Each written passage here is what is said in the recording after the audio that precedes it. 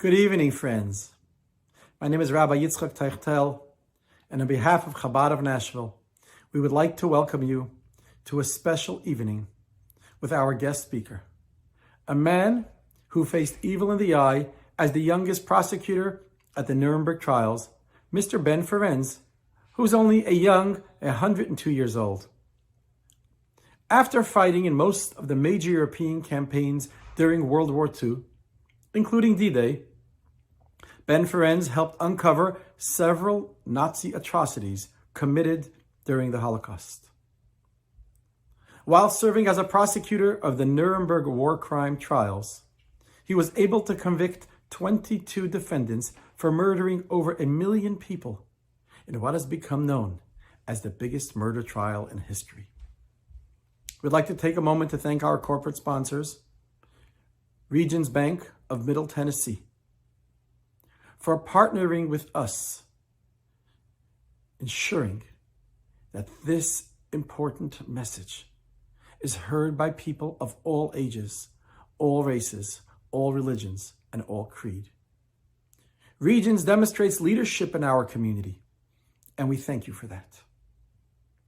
We would also like to thank the law firm Spencer Fain Bone McAllister for partnering with us in this special event with Ben Ferencz, being a premier law firm in Nashville and across the country, saluting Mr. Ben Ferencz for the work he did as the youngest prosecutor in the Nuremberg Trials, bringing light and justice to this world.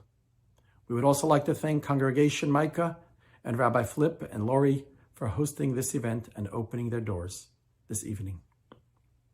Chabd of Nashville has become a beacon of light for over 2 decades in Middle Tennessee and offers programs to people of all ages and all backgrounds. We're delighted that you are here to join us this evening. To learn more about upcoming events and learning opportunities, please go to chabadnashville.com.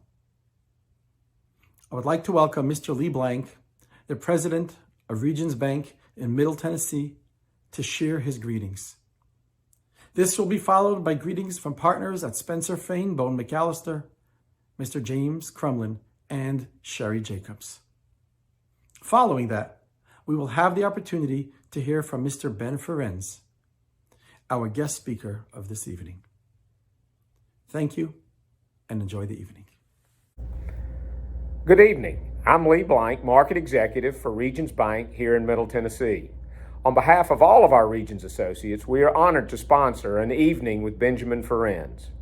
Regions is proud to continue our sponsorship of the Chabad's programs on the Holocaust.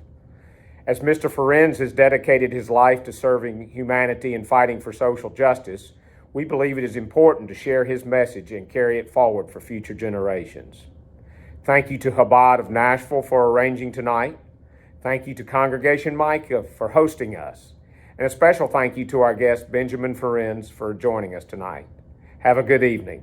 Spencer Fain Bone McAllister is proud to have a culture that promotes diversity, equity, and inclusion, and continually strives to elevate the voices of people, regardless of race, culture, gender identity, religion, or sexual orientation. To that end, we are proud to sponsor today's Holocaust Remembrance event. As a member of Nashville's Jewish community, we're proud to be a part of this event and to hear about Ben Ferencz's lifelong commitment to law, justice, and peace.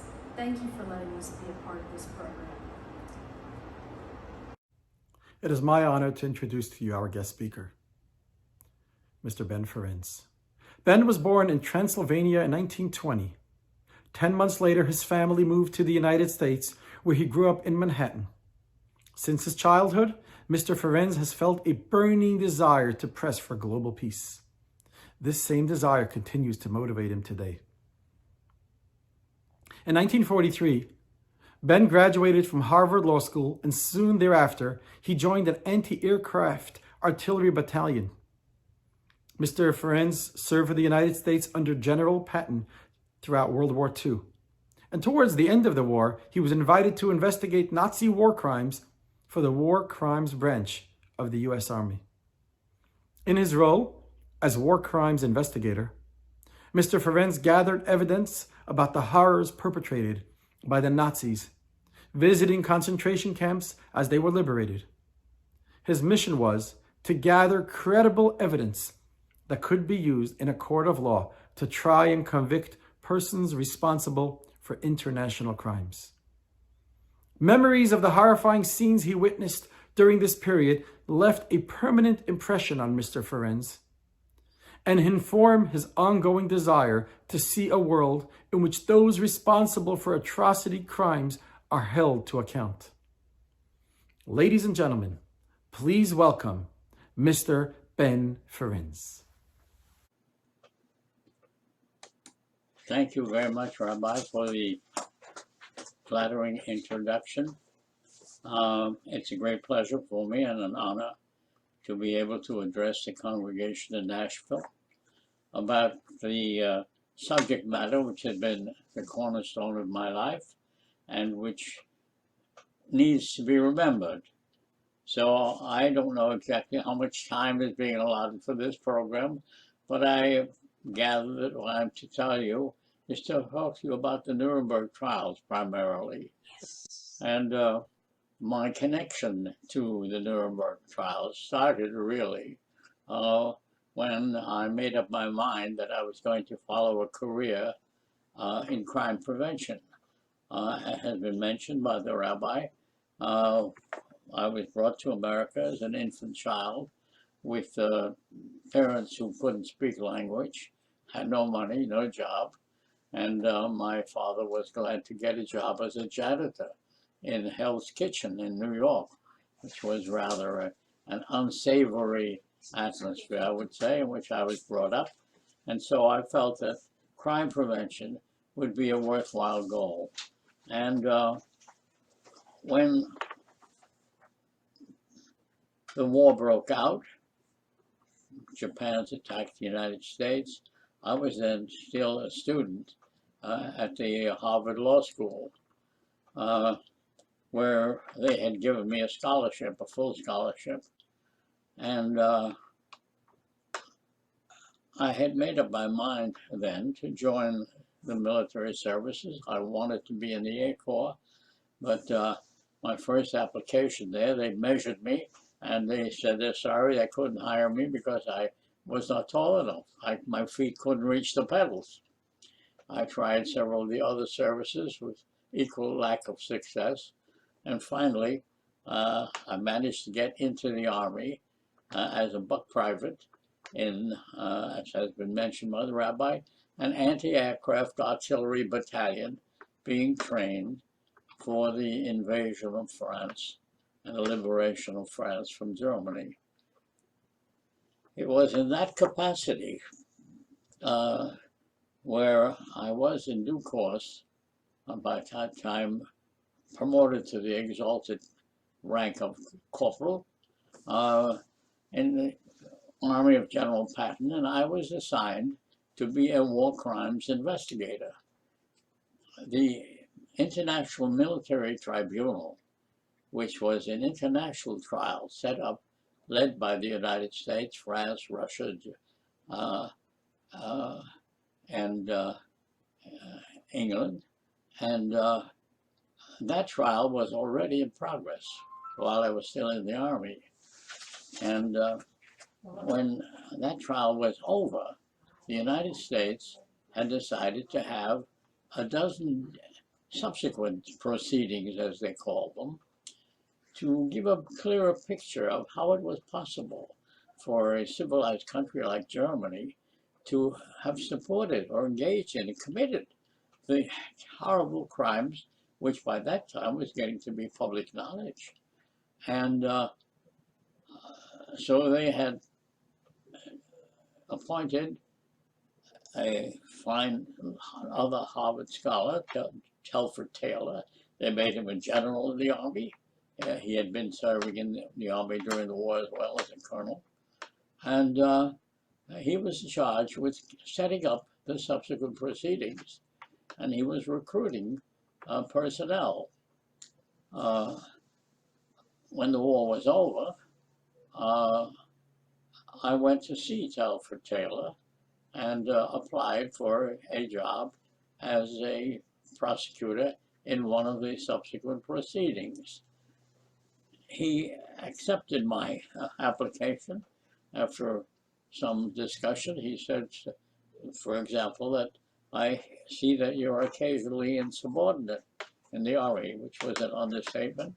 I said, I'm not insubordinate. I just don't obey orders, which I know are stupid or illegal. But I've been checking up on you, sir, and I know your background, and I don't think you're going to give me that kind of order. Oh, he smiled and he said, you go with me. And so he assigned me to be part of the subsequent proceedings, the 12 trials which were being planned after the trial against Goering and Company was over. And that trial was already in pretty well near the end by the time I was being interviewed by Taylor. So my first assignment was to gather evidence to convict the criminals. Because if you have the criminals in jail and you have no evidence, you've got nothing. And if you have the evidence but you don't have the criminal, and most of the criminals had fled somewhere, you also have nothing. So my job was to put the two together. And I put together a staff of former German refugees, mostly, people who spoke German, and began to research the people who I found would be likely to have sufficient rank to qualify for what we were trying to do. And of course, the people who were already in jail were the first candidates for that, but there were a few others still outstanding. And my job was to go into go back to the camps which I had visited as a soldier during the war. This whole thing was being set up while I was still a sergeant in the Army. And one day they tapped me on the shoulder and they said, look, we've been ordered to set up a war crimes branch. And the colonel who interviewed me, he said, what's a war crime? And I tried to explain to him what a war crime was. And he said, oh, okay, you go ahead and collect the evidence of the trial. I decided that in order for me to do my job, I had to have a free hand.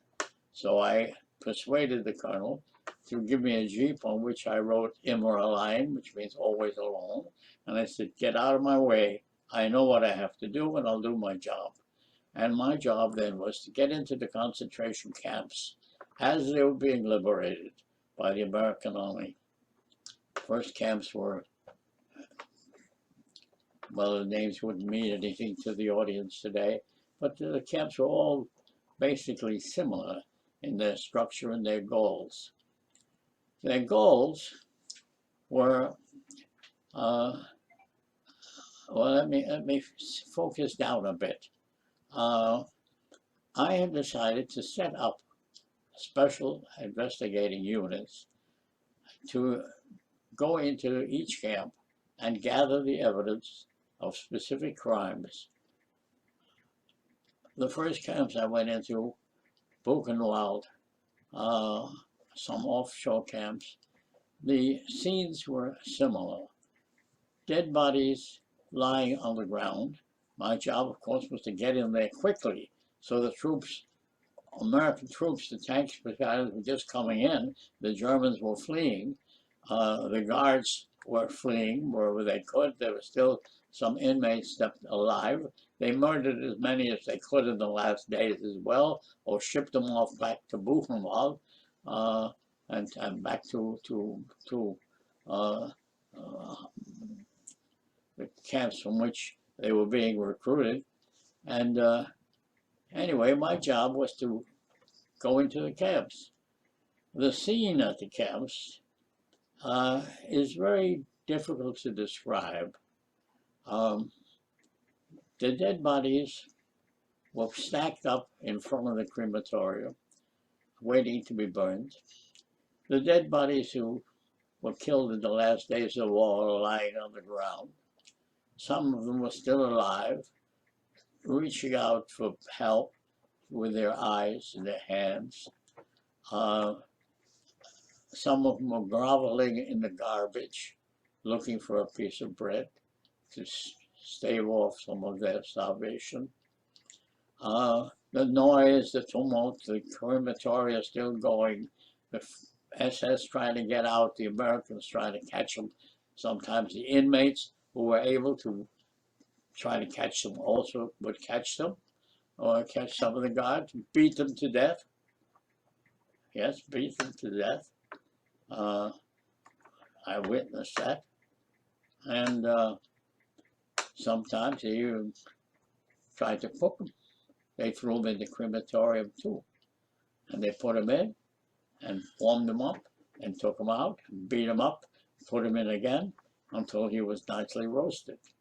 I have witnessed that. The temptation for me to try to stop it was a real temptation, but all I had was an M1 rifle, and the army was busy still, you know, chasing the Germans.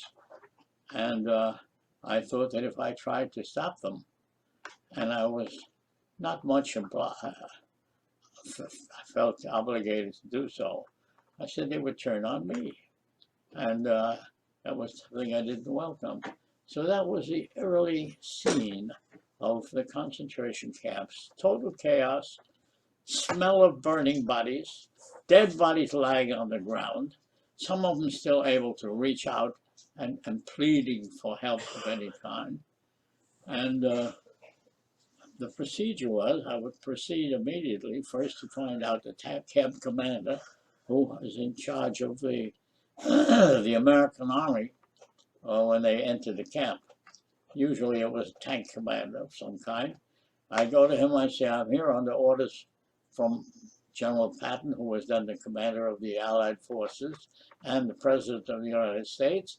I'm a war crimes investigator. I need 10 men immediately to surround the Schreibstube's office. 10 men surrounded, nobody goes in or out without my permission. My rank, I was a sergeant talking usually to a colonel. And he would say, what's this war crime stuff about? I said, now, move now, I need it now. And he said, yes, sir, yes, sir. I had no insignia on my uniform. And I would surround the area where they had the Nazi files. That in itself was an awakening. The Germans were very methodical. They were very careful about who they murdered, and they were very careful to record where it was done, how many there were. And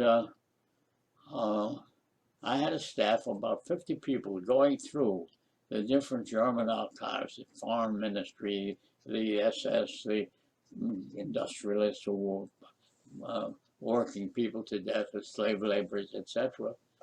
And one of my researchers came and he said, look what I found. And he handed me a pile of papers, and the description was, Ereignis Meldungen aus der UdSSR, which translated to English was the happenings from the Eastern Front. And it was a nondescript title in the cover of the different reports. And what it really described was how many people they had murdered in the different camps at different places at different times, giving me the name of the officers in charge, the number of people, description of the kind of people they were, and so on. And they were carrying out a Nazi plan, the Endlösung der Judenfrage, translated was the final solution of the Jewish question. When some of the leading German thinkers, high-ranking SS officers and so on, came together and say, well, how do we get rid of all the Jews? And they finally drew up a document, which I found, the Endlösung der Judenfrage, the final solution of the Jewish question. And their final solution was very simple.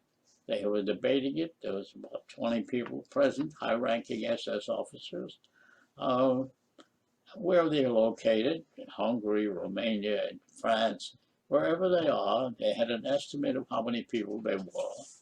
And they had a table at the end, and the answer was, kill them all, without pity or remorse, men, women, and children.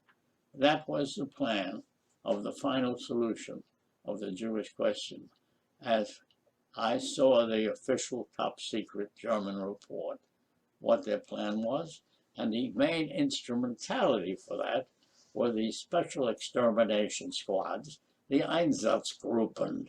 The name was designed not to tell what their job was. Their job was to carry out the endless of the final solution. Okay. How do you go about doing that? I was a corporal when I got there. I was already a Harvard graduate and an honor graduate, and I had already been doing research on war crimes of various kinds. But the Army, in their infinite wisdom, was a corporal. They made me a corporal in the artillery, and I was supposed to be a clerk. But I pretty soon got out of that and persuaded them to give me a free hand. Talk about the Nuremberg Trials, your And experience. I proceeded to go into the camps, find the documentation, and line them up for subsequent proceedings, for further trials, when the trial against Goering and Company were over. Trials against Goering and Company were almost over, and I went down to see Telford Taylor in Nuremberg. I was working out of Berlin, and I said, we've got to put on a new trial. He said, we can't put on a new trial. We have already 12 trials lined up against doctors who perform medical experiments, and lawyers and judges who perverted the law, against the industrialists who were working people to death. Those trials have already been set up, and we've assigned all the lawyers. And I said, you can't let these bastards go. I've got here 1 million murders. I added them up with an adding machine myself. Cold-blooded, cold-calculated murder. You can't just let them go. And Telford was also a Harvard graduate. He knew I was a Harvard graduate. He said, well, can you do it in addition to your other responsibilities? And I said, sure. So he said, okay, you do it. And so I was appointed the chief prosecutor in what turned out to be the biggest murder trial in human history. I was then 27 years old, and it was my first case. And sometimes when I tell that story, they say, weren't you nervous? No, I wasn't nervous. I didn't kill anybody. They were nervous. They killed a lot of people, and I could prove it. And so I went about introducing the documentation, which I had collected together with the help of my staff, showing exactly how they had gone from town to town and killed all the Jews, and moved on to the next town and killed all the Jews, and moved on to the next, killed all the Jews. And they reported men, women, and children. And I totaled them up, and I found they'd killed over 1 million people. So Telford said, well, you do it, okay? So I went about, and I said, I don't want to call any witnesses. I have the witnesses, their own top secret reports sent to their headquarters, acknowledged in their headquarters, distributed by their headquarters to 100 different parts of the German hierarchy. Just turn me loose. I was appointed to be one of the lawyers in trial, the lawyer in charge of one of the subsequent trials, as they were called, the 12 subsequent trials after the International Military Tribunal, which was headed by Justice Robert Jackson for the United States. These trials were going to begin, and I was going to do the Einsatzgruppen case. It was case number 9. I didn't call a single witness, except the one who assembled these reports in Berlin. And he distributed the 100 copies or so to different branches of the Nazi hierarchy who later said they didn't know anything about it. I had the distribution list. I had the reports which had been sent around. They totaled over 1 million people murdered. And I had the names of the defendants who were in custody, put them in the dock, and the others who had committed all of these horrendous crimes. It was, of course, my first case. And being a first case, I didn't make a big deal of the late thing. I said, all I need is the defendant.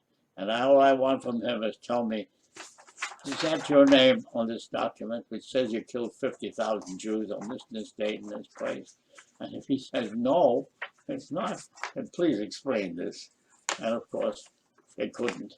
And I could rest my case in 2 days. The later prosecutors, who took 2 years, I said, eat your hearts out. 2 days is all I needed. I put the defendants whose names I had on these reports, and they were high-ranking, the highest-ranking officers of these particular units, put them on the stand. Are you this unit? Is this your report? Is that true or not? Oh, no, it wasn't true. I was visiting my grandmother's funeral on that day, and that may have happened when I wasn't looking, some baloney like that, which of course I could easily rebut. I had had my investigators under instruction from me to first interrogate each individual thoroughly, then go to his house, begin on the roof, dig your way through the cellar, bring me every document that shows some criminal behavior. And I had, of course, piles of documents.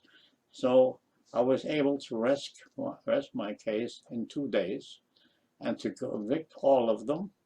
13 of them were sentenced to death. There were 22 defendants that I had selected because although there were 2,000 members of the Einsatzgruppen, we couldn't try 2,000 members in one courtroom or I'd be there forever. And so I picked a sample, the highest ranking and the best educated men. I had several doctor degrees, some with double doctor degrees. Dr. Roche, for example, who did the Baba Yar massacre. They killed 33,000 Jews in 2 days.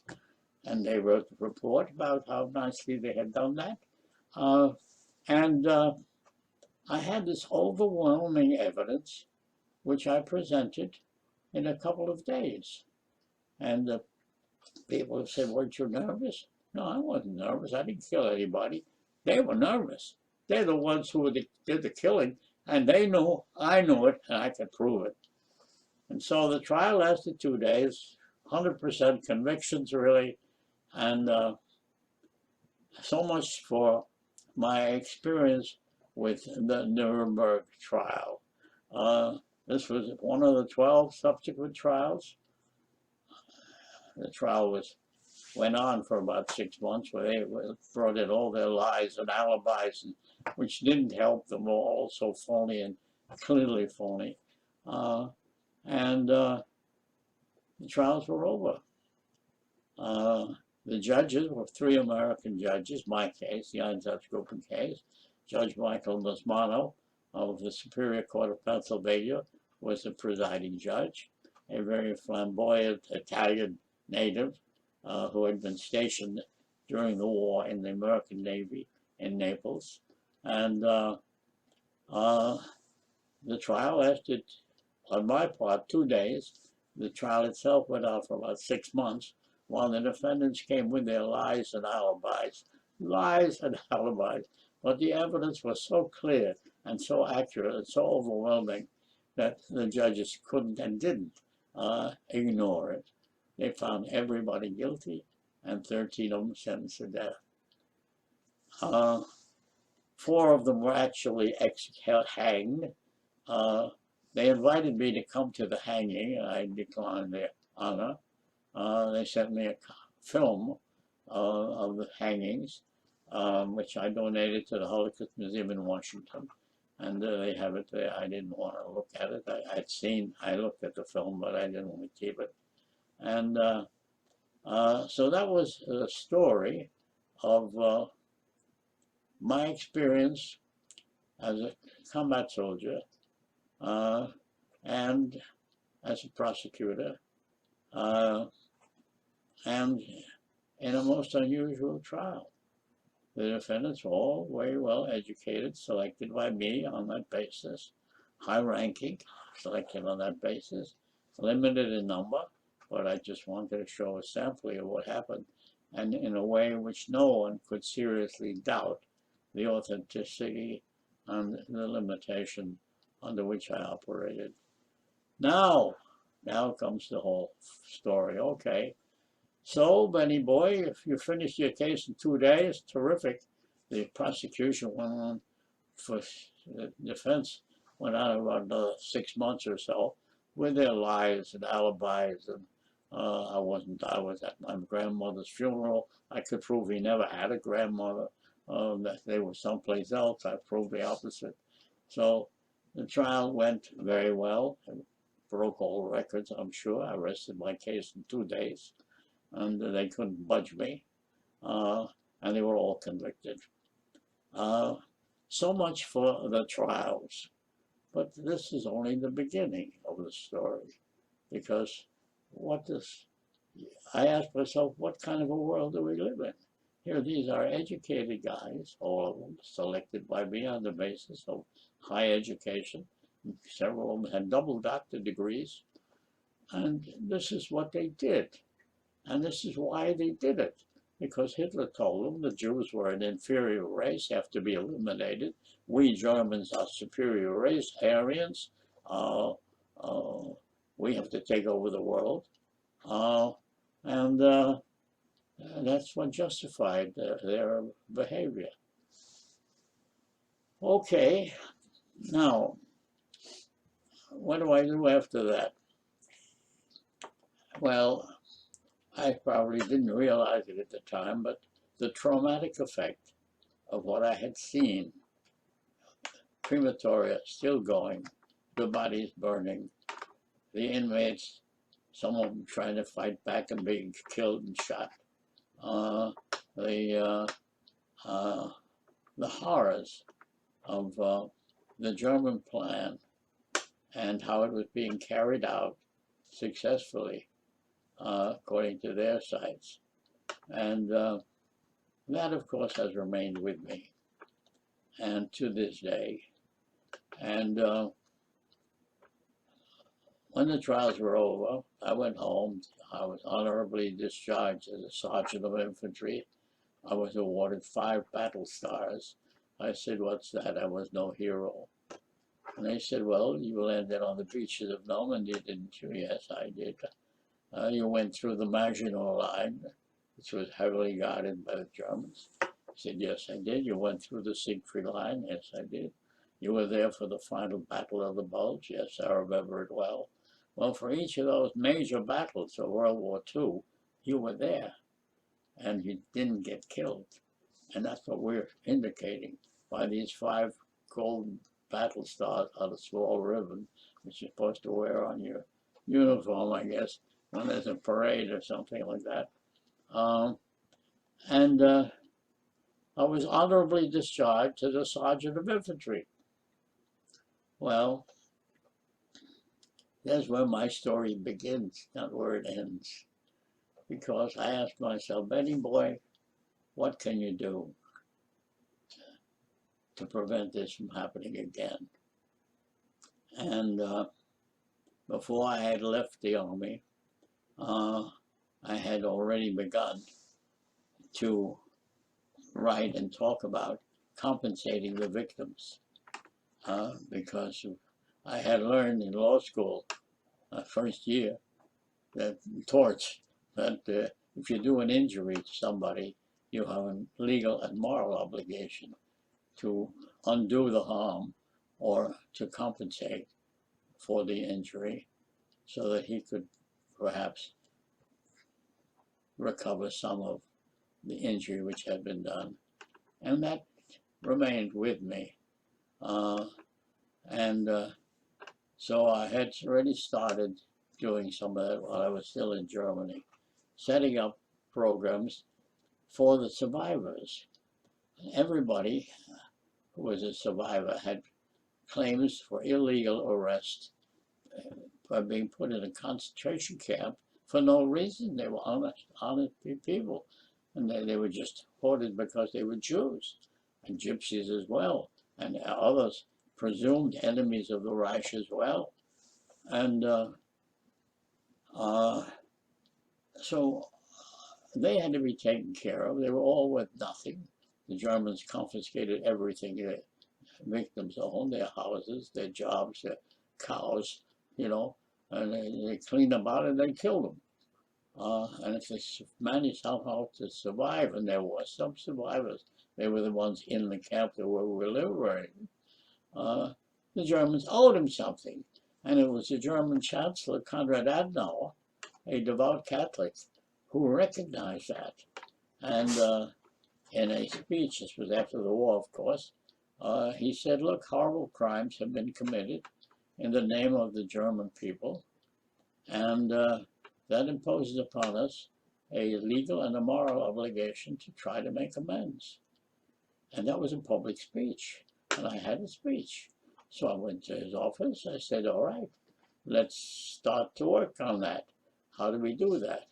And we put together, I was legal counsel to the group, a group of leading Jewish organizations, to meet in The Hague, near where the present court is, and discuss how do you go about compensating. Why do you ask for loss of life? They want to ask you things. We decided we don't ask for anything for a loss of life. We cannot measure the value of human life. But if they've sustained various... They want to ask you something. All right, I'm told too much, and I should stop and you could ask me questions. All right, I'm a good, obedient soldier. Yes, ma'am. The floor is yours. I've been interrupted. If you want to know where we go from there, we'll have to come back to it. So if anybody wants to question me at this point, I'm waiting for your questions. If you think I should carry on, somebody should tell me to carry on. Nobody. Hi, hello, Ben. Yes. Firstly, I want to say thank you. You are so inspiring, and your words touch the core of our hearts. And so many people are here this evening and watching online, taking your message to heart. And thus, you are ensuring that the future generation knows that something like this can never happen again. And we have no words to express our appreciation for you coming on tonight. I know it wasn't easy at the young 102 or 103-year-old man that you are. We pray that we be as young as you when we are your age. A question just came in, Ben, and someone asked, how did you maintain your composure and respect for the rule of the law in the face of some of the worst humans to walk on the planet? This person says they would have a lot of trouble letting go of their emotions. How did you stay composed to do what you had to do? I pretended it was not real. I thought this may be a Hollywood scene. The horror was such that my mind would refuse to acknowledge that it's the truth. Of course, I knew it was the truth. But the dead bodies stacked up in front of a crematorium like something went wrong. Please try again. You want to try me? No, try no, it no, again? it's not you. It's communication there. Okay. Well, the question is what asked me, how did I No, remain you sad? continue to.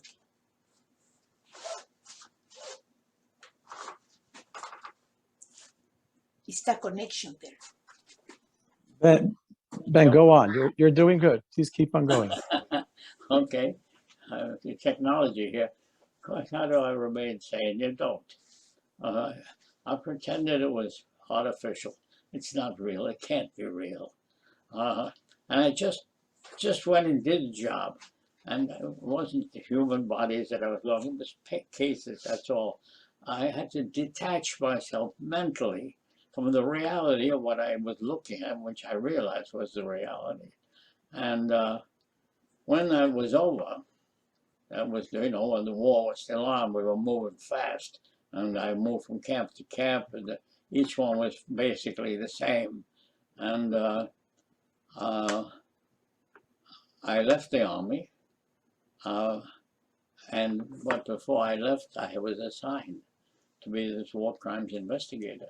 So I had already gained the experience and the verification of what the crimes were.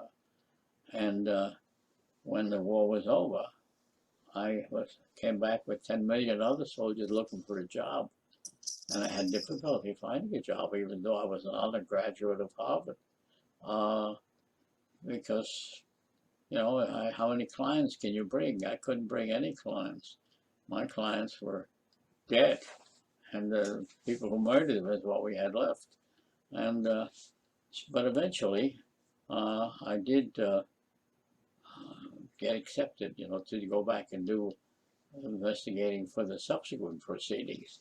Because when the International Military Tribunal trials was quadripartite, the British, the French, the Russians, and the British, French, the Germans, and the Americans, when that was coming to an end, I was looking for another job, and I, by chance, ran into the law clerk of Justice Jackson. He told me Justice Jackson is wrapping up his case, and we're looking for people to have subsequent proceedings in order to explain to the German public how it was that their distinguished citizens could tolerate and commit these horrible crimes. And so I went to the Pentagon and asked for a job, and they hired me to go back to Germany and set up a war crimes branch and collect the evidence which would be used against the defendants, some of whom were already in custody, some of them were not in custody, some we never did catch.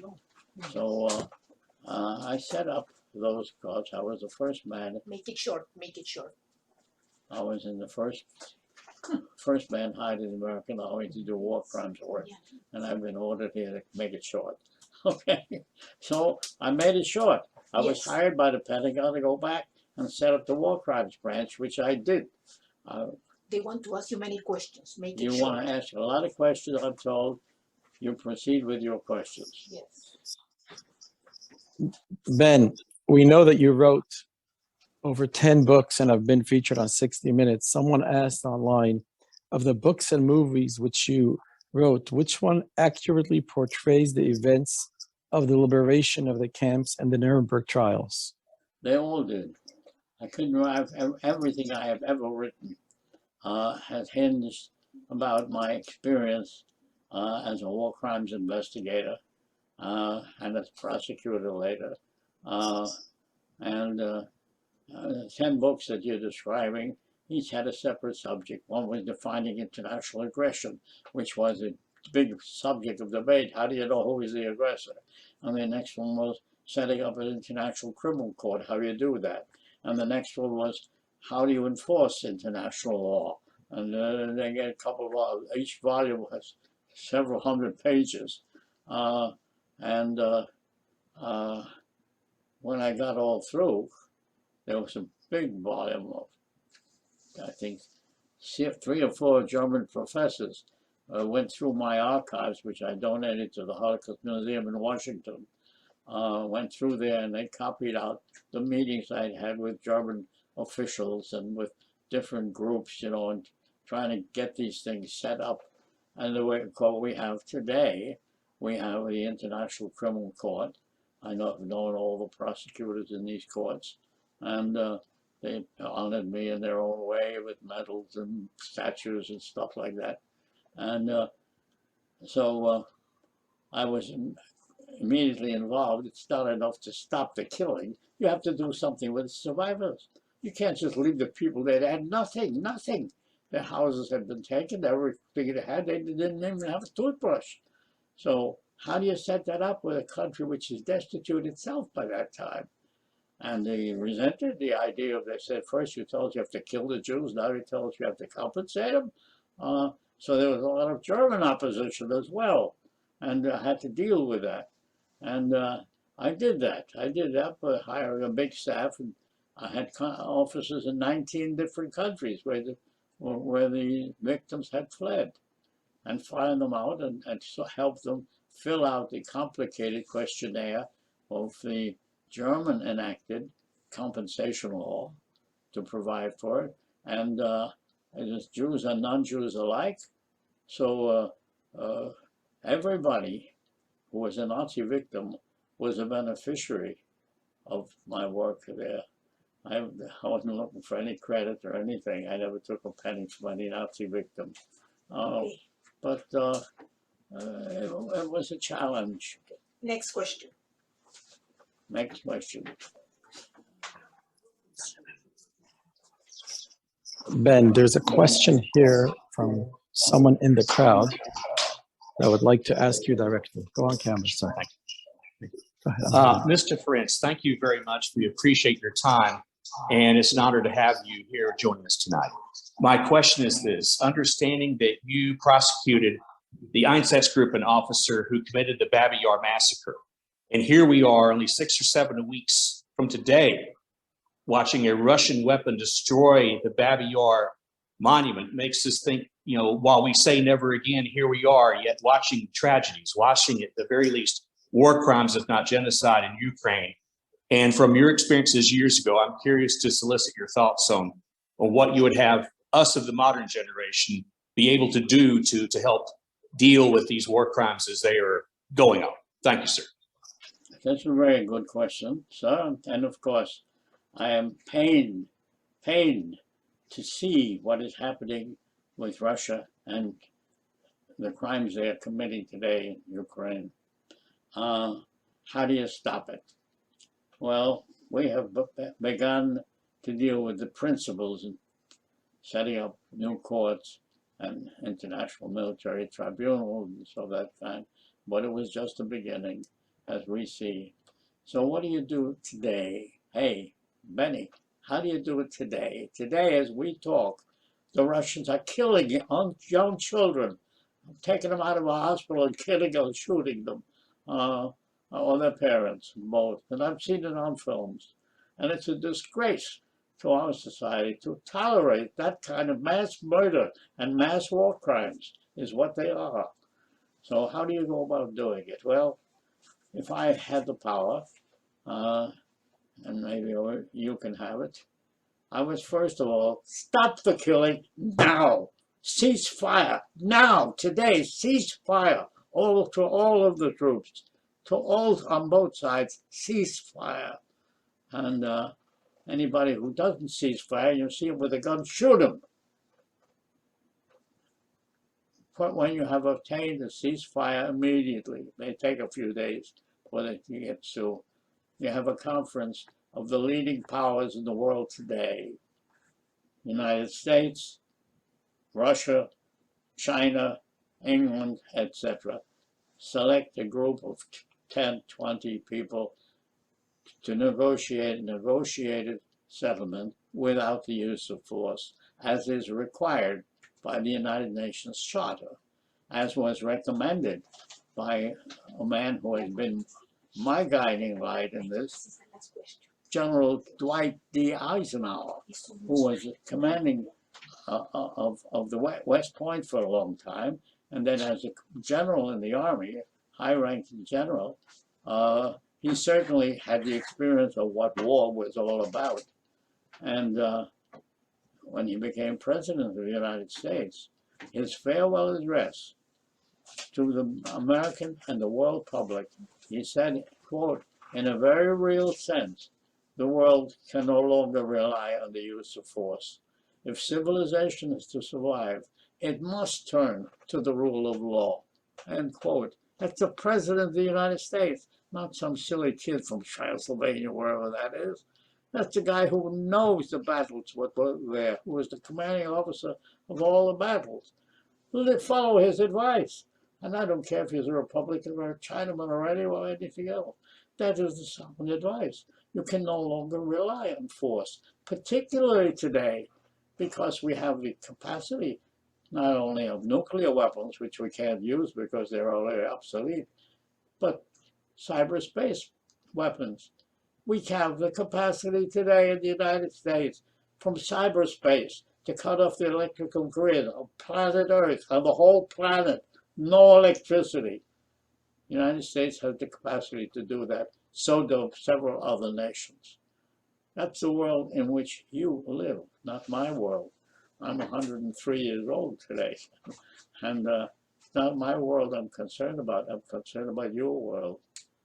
So those of you who know that's important to maintain the peace. Wow, what an inspiring evening. Thank you, Ben, for sharing a slice of your life, the story that inspires us all to the core. Friends, we hope you take this message to heart and live a life with meaning and purpose. Let us embrace one another despite our differences and find the spark of godliness that is instilled deep within each one of us. We can make this world a better and a brighter place, one where the presence of God shines forth and where this world will be a better and a brighter place. Friends, for those that are attending in person, we will now have the opportunity to meet a very special guest, a Holocaust survivor, one who wrote her life story in a most fascinating book, Mrs. Enda Rosen. For those that are joining us on Zoom, we thank you again for joining us this evening and look forward to welcoming you once again at a future program of Chabad of Nashville. Thank you and good night.